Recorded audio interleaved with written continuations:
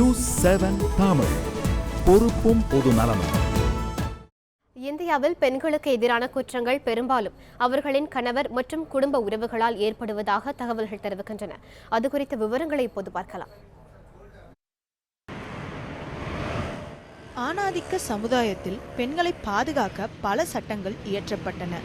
அதே நேரத்தில் ஒரு பெண்ணுக்கு எதிரான வன்கொடுமைகள் அவளது வீட்டில் நடப்பது அவர்களை மனதளவிலும் உடல் அளவிலும் காயப்படுத்துகிறது. அதனால் 2005ஆம் ஆண்டு வன்முறை இல்லாத குடும்ப வாழ்க்கையை உத்தரவாதம் படுத்த குடும்ப வன்முறையிலிருந்து பெண்களை பாதுகாக்கும் சட்டம் நடைமுறைப்படுத்தப்பட்டது. இச்சட்டத்தின் கீழ் வழக்கு பதிவு செய்ய மகளிர் சட்ட மையத்தின் கீழ் மனுதாரருக்கான வழிகாட்டுதல் வழங்கப்படுகிறது. நம்பிக்கை வரும்போது தான் சில பாயிண்ட்டுகளை அவங்கக்கிட்ட நம்ம தனியாக உட்காந்து கேட்கும்போது தான் ஏராளமான விஷயங்களை அவங்க சொல்லுவாங்க வன்முறைக்குன்னு. அதாவது இது வன்முறை அப்படிங்கிறது தெரியாமையே நம்ம சமூகம் பண்ணிக்கிட்டு இருக்காங்க பெண்கள் மேலே. ஆணை சார்ந்தவர்கள், குறிப்பாக ஆணை சார்ந்தவர்களோட ஆண் கணவர் குடும்பத்தை சார்ந்தவர்கள், நம்ம இதெல்லாம் அதை ஒரு பெண்ணை செய்யக்கூடாது அப்படின்னு சட்டங்கள் இருக்குங்கிறது தெரியாமையே செஞ்சுக்கிட்டு இருக்கிறாங்க. கொஞ்சம் பேர் தெரிஞ்சுக்கிட்டு செஞ்சுக்கிட்டு இருக்காங்க, கொஞ்சம் பேர் தெரியாமல் செஞ்சுக்கிட்டு இருக்காங்க. அரசால் அங்கீகரிக்கப்பட்ட சட்ட உதவி மையம் மட்டுமின்றி தன்னார்வ தொண்டு நிறுவனங்களும் இது போன்ற சேவைகளில் ஈடுபட்டுள்ளன.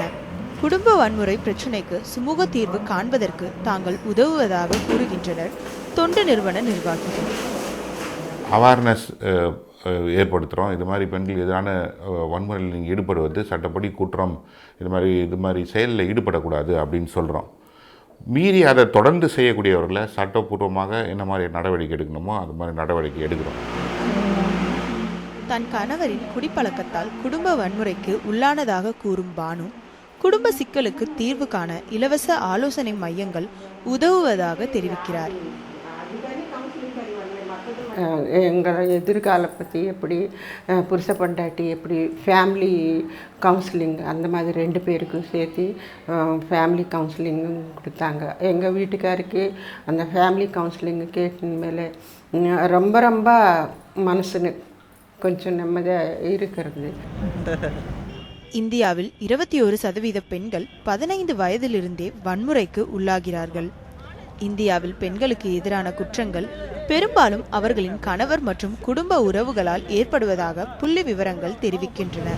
லாவண்யா, நியூஸ் 7 தமிழ், சென்னை.